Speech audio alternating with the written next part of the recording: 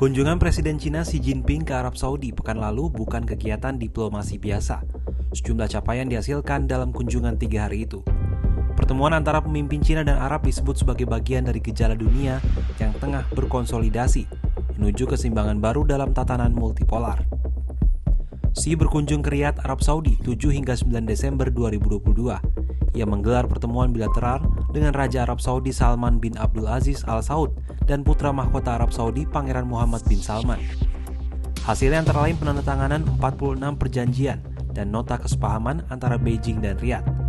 Nilai kerjasama tersebut mencapai 30 miliar dolar Amerika Serikat atau lebih kurang 467,6 triliun rupiah atau lebih dari seperempat anggaran pemerintah Indonesia pada APBN 2022.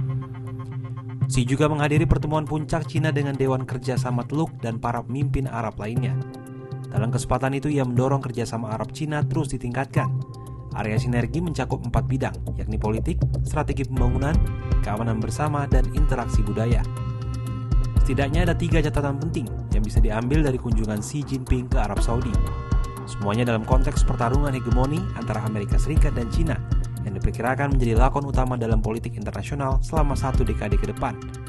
Pertama, ekonomi menjadi jalur paling efektif bagi Cina dalam mengembangkan pengaruh global. Jalur ini tampak tak mudah di benua AS. Catatan kedua, jalur ekonomi tersebut berfungsi ganda.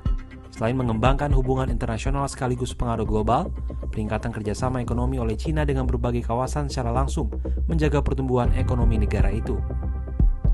Pertumbuhan ekonomi tinggi adalah prasyarat Cina melengsarkan AS dari tahta hegemoni global. Sejak 2009, Cina adalah eksportir terbesar dunia sekaligus importir terbesar kedua di dunia setelah AS. Sementara merujuk data Organization of Economic Cooperation and Development atau OECD, dari 1979 hingga 2002, pertumbuhan ekonomi Cina rata-rata mencapai 9,4% per tahun. Sementara pertumbuhan PDB per kapita mencapai 8,1% per tahun.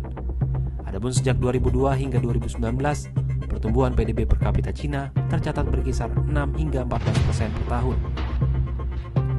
Adapun catatan ketiga dari pertemuan Cina Arab Saudi, yakni negara-negara dan kawasan di berbagai belahan bumi lebih berani mengartikulasikan kepentingannya.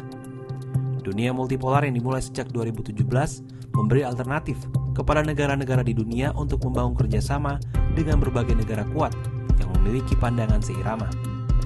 Jika Arab Saudi dulu dinilai lebih lekat dengan Washington, kini mereka terkesan merapat ke Beijing. Riyadh sedang mencari keseimbangan baru. Bahkan tak hanya Arab Saudi, dunia sedang menuju keseimbangan baru.